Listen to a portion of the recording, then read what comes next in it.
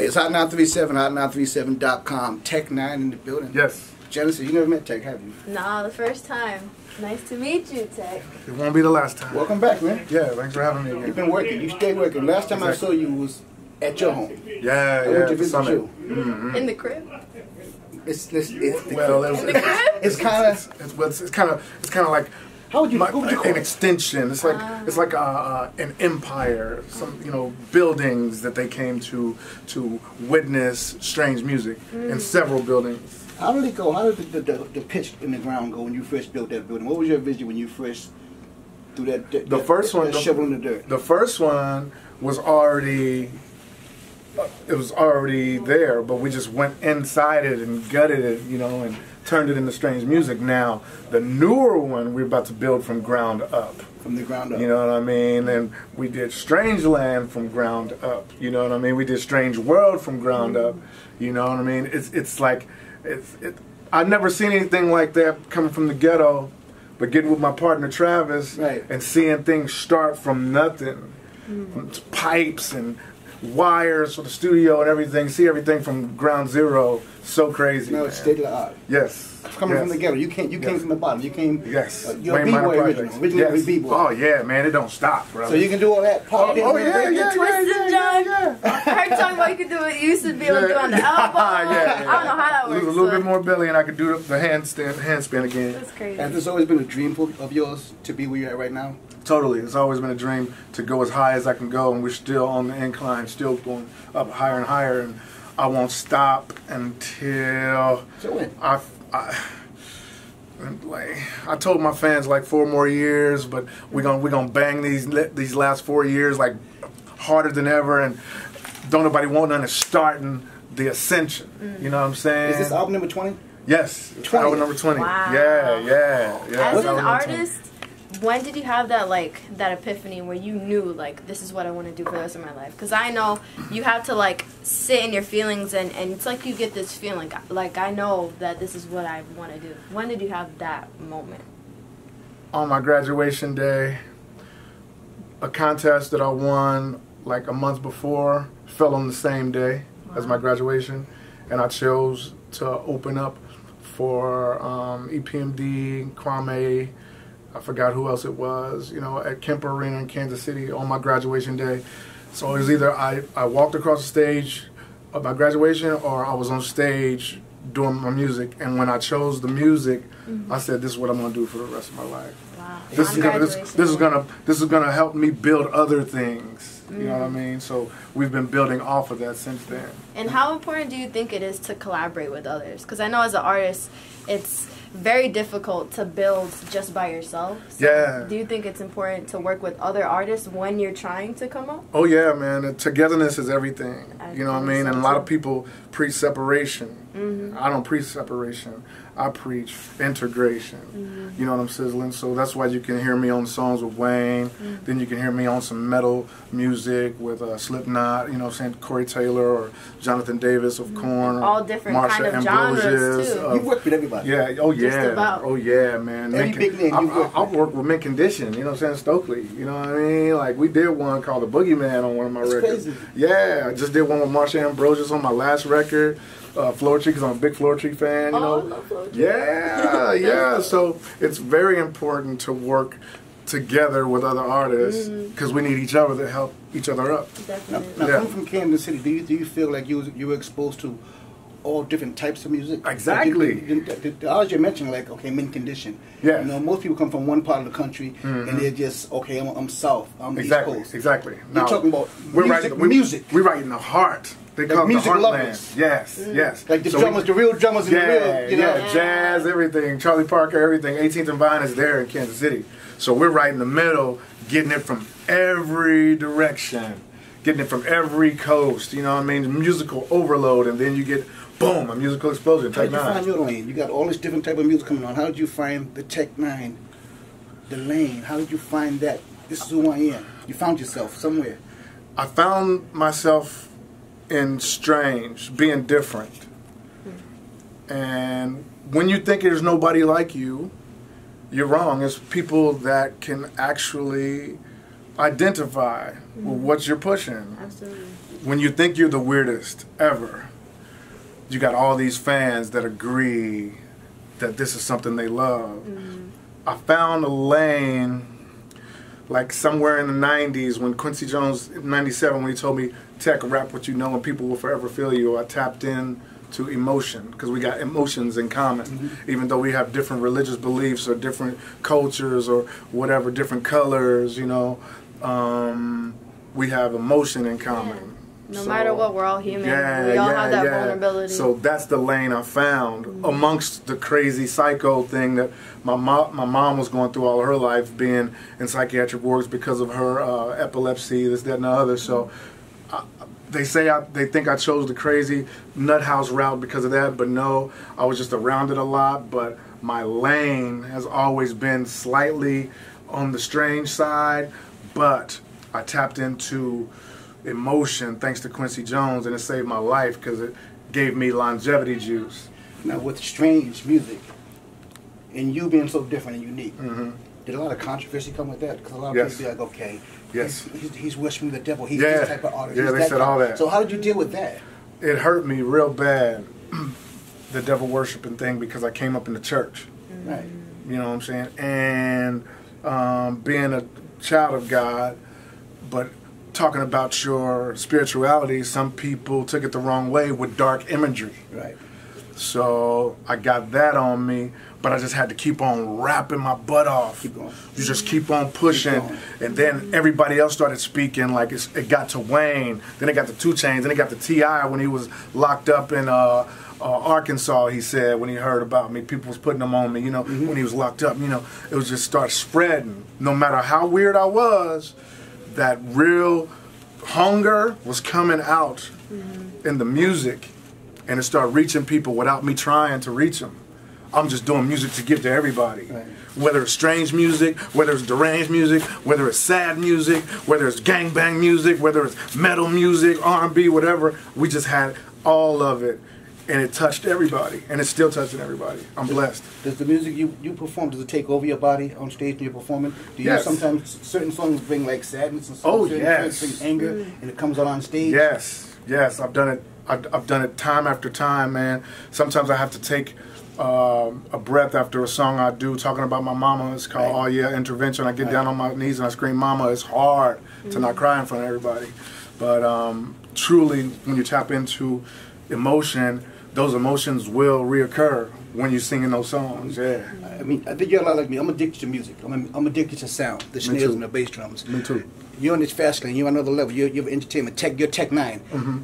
Has other things come into your life that you become addicted to? Liquor, drugs? Oh, yes. And you had to fight that? Oh, yes. I almost died. I did 15 pills in one night. I've been clean for, I think, 14, 15 years, maybe, you know what I'm saying? Yeah.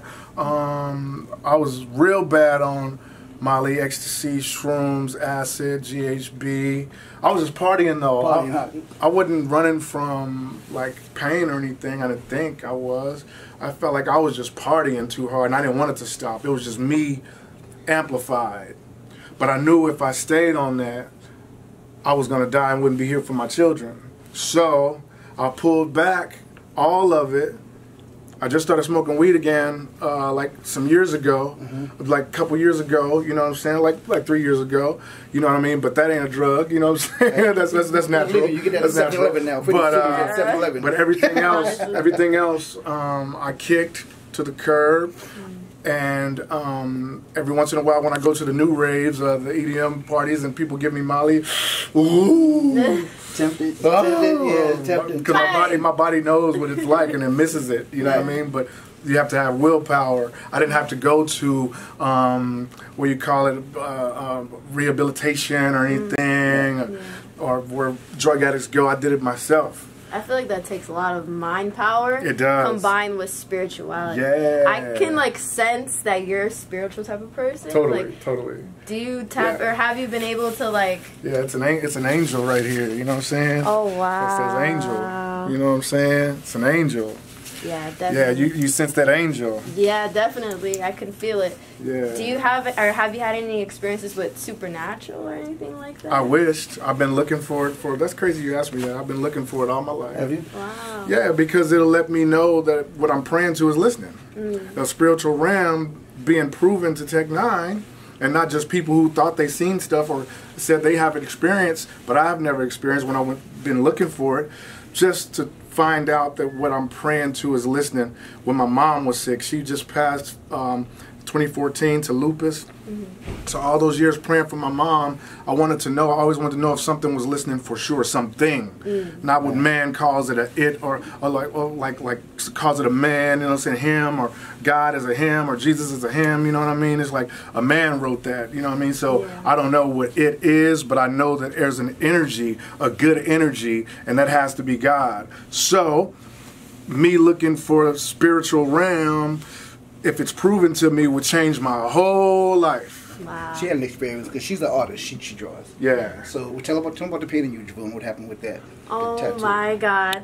Okay, so just recently, I created this painting, and it took me a very long time to create. And I kept on. I found myself like going to the painting and then walking away. And it started off as a landscape, but it ended up turning into this female, like a goddess type of a figure. And I just let it happen. And one day I got on Facebook Live, and I'm kind of like talking to the people, talking to the painting, explaining the painting, and I tapped on this tattoo that I have on the painting, and after that double tap, you could see like a ray, like a what? Something go across the street? Something. It was like this white. It wasn't an orb. It was almost like a fig. I could show you when we get off of this interview. But something came across the screen, and I felt it, and I looked at my mom. I was like, "Ma, tell me you saw it." But I feel like ever since that happened, that's like my spirit guide. Like That's crazy. I know it. That's crazy. Energy is real. It's very real. Energy is real, and I learned a lot of that from my anonymous friends lately. You know, talking to me about energy and evolution and this, that, and the other. So I'm steadily on the quest. So if there ever is proven to me that there is another realm that's spiritual, then I would love to see it. It'll probably scare the hell out of me. Yeah. Of course. We're talking about energy. This new single he has, Genesis. Energy. Yeah. No one's touched this record in years. It's been just laying there waiting for somebody to put a hands on it. Exactly. And it took someone who came from that era to realize what this song was about. No doubt. When you put that record on, when I first heard it, I said, is radio ready for this? Because it's so classic. It's like planet rock. It's like, exactly. It's classic. It's classic. Yes. You know, but you pulled it off, man. Yeah, man. I'm glad that everybody agrees. Yeah, because you can really mess that up. You know what I mean? And you left it alone. You really just twerked it a little bit, but it's the record that came out. Exactly. Same tempo, everything. We replayed everything and just added a little bit of bass, heaviness to it, but that's it. You know what I mean? We kept it original. When someone came with you that idea, or if you came with the idea, I did. What was the feeling when you? Okay, this is it. Now, how did you come up with that? I mean, come on, man. I'm gonna tell you this. I'm gonna tell you this. All this music around. How did you find that one? I'm gonna tell you. So, in '98. That's the year I was born. I think. I did Soul Searching with Sway and King Tech. It was an old Mantronics record. Listen to some bass.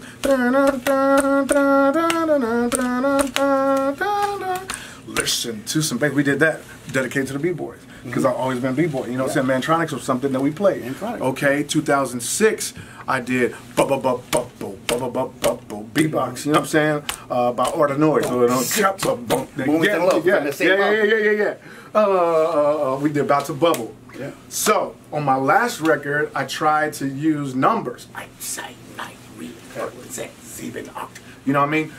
Kraftwerk won't let nobody use their music. Is that why no one's touch it? Yeah. They won't allow it? No. That's why. France, they have Nobody can use it. I never you know what I'm saying? Yeah. That's why Africa Bambaataa and them got sued for using Trans-Europe Express for Planet Rock. You know what I'm saying? And I think that's why they came back with Play at Your Own Risk with their own. You know what I'm saying? So with that being said, I tried to do numbers on the last record. They said no. So I always wanted to do Out on the Fish because it was something like when I was in 6th grade when we used to pop to it and everything. I had a partner across the street, Chris Lenore, who had it. We called it Fish. It was like that fish, the new fish record. That new fish record, you know what I'm saying? So I always, in my journey of doing B-boy classics all these years, I always wanted to do it. So there was a moment that happened recently that woke me up. I usually take signs. I'm watching Straight Outta Compton. Dre get kicked out of his mama's house. He's at T-Bone them house. It's time, it's time. I'm like, yeah, that's right there. It's time. That's what happened. Yeah, that's it. Drop point. And you had to put it down. Yeah, been talking to me for years. Wow. And then it just popped up in that movie for what though? For what though? Why was it there? Why was it there? Of all the music. Yeah, it could have been. He could have been making Dr. Dre, Egypt. Dr. Dre, Egypt. It could have been anything. But that one right there. Yeah. And it just tapped you on the shoulder and said, yeah, it's time, brother. I'm here waiting for you. It told me it's time. I'm like, and now it's in the streets. Now it's out there, man. Yes, man. Cardboard breakdance and everything. Yes, You did all everything. that? Yes, I did. And on stage, and you perform that song. I'm gonna do it. I'm gonna do it. You're gonna see me bust a move. Oh, I'm ready. I'm gonna do my up rock. I can't do it right now because I got on my chains. I'm gonna do my up rock, do my footwork, bow, bow, bow, bow, do my spin, shoot, jump back up, bow. That's all I'm gonna do. You a wingman, like him had a wingman. I can be MC too big. I can be too big and just, hype you up a little bit. Hype you up a little bit. Yeah. That's classic though, man. I appreciate you coming through, man. Thank I'm you for glad having you brought me, that song back. I'm playing the rotation. Totally. It's Shazamming everywhere. Yeah. You got a record. Thank you, man. You got a record. Much love, man. Thanks so much. Thanks for wonderful to hear. with us. Oh, thank you for having me. It's nothing. We'll do it again. Right? We gotta exchange hip hop classics. I got a few. Oh, y'all gonna go all day. I don't know. Me and Parrish, hip hop bebop. What you talking about? Me and Parrish. You know Me and Parrish? Me and Paris. See, I got it. I don't know. I'll probably know it when I hear it though. Nah, but you good though. Thanks. I appreciate you, brother. man. And next time you can have something down in Kansas City, I'm there. Okay, let's go. Yeah. Good deal. It's on. Good deal. Sign 937.